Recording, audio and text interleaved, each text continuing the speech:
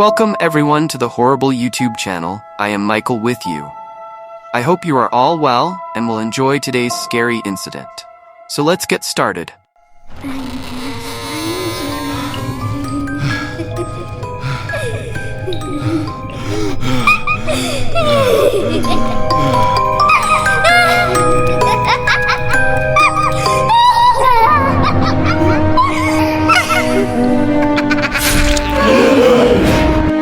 Welcome to Horrible, where nightmares comes alive.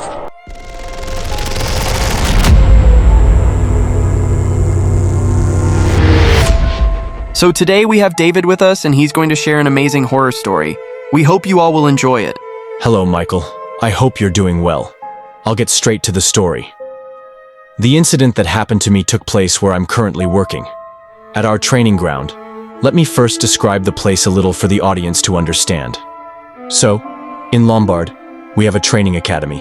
One part is a guard training academy, and the other is a dog training academy. The distance between the two is roughly 500 meters. Now, the incident took place around the year 1988. The trainers there were all retired defense officers. I heard this story from one of them.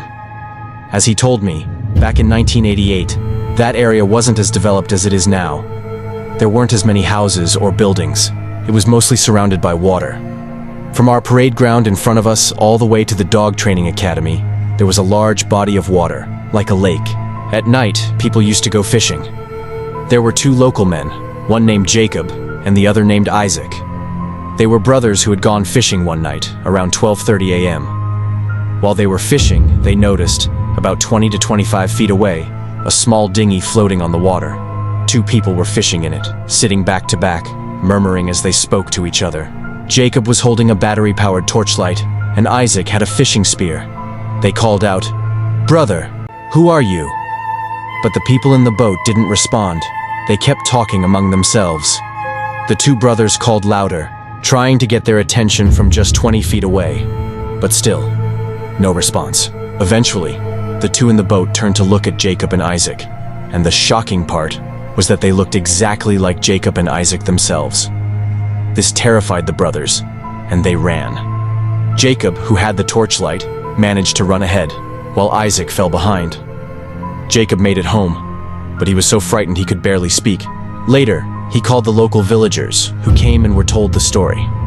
About half an hour later, when they went out with lights, they saw Isaac slowly walking toward them. He didn't look scared at all, nor did it seem like anything had happened to him.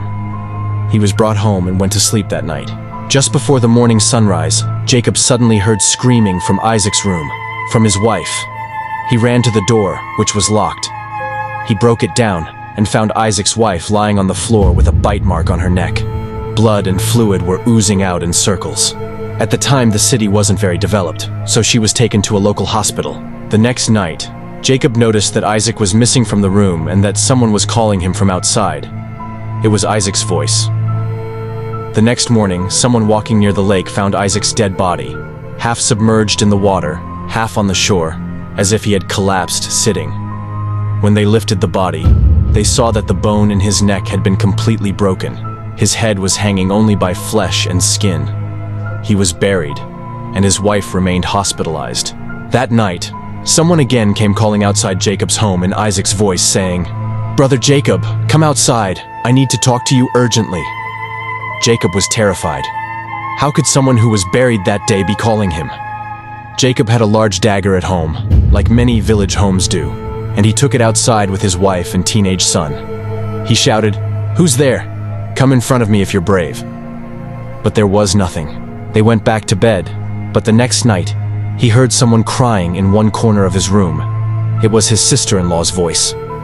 In the other corner, he heard his brother's voice calling him again. This terrified him. The next day, when he went to the hospital to check on her, he learned she had passed away. That night again, he heard Isaac's voice calling, "Brother Jacob, come outside," along with the sound of his sister-in-law crying. This continued for several nights.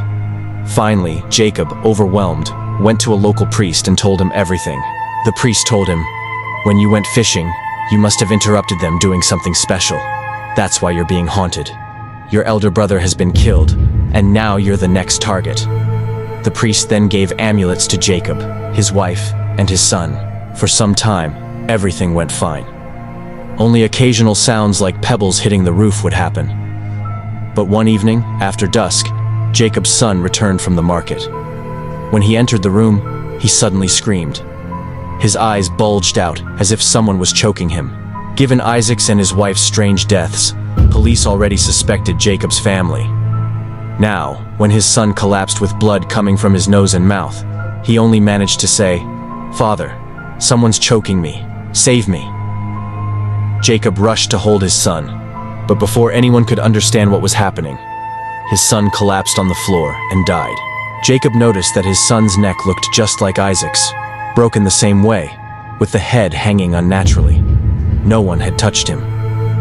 The next day the police came, and suspicious of the whole situation, targeted Jacob and his wife. In the end, overwhelmed by the grief of their son's death and the police suspicion, Jacob and his wife drank poison and committed suicide. That's how these events unfolded. Afterward, the area developed and no further incidents were reported. That was my story.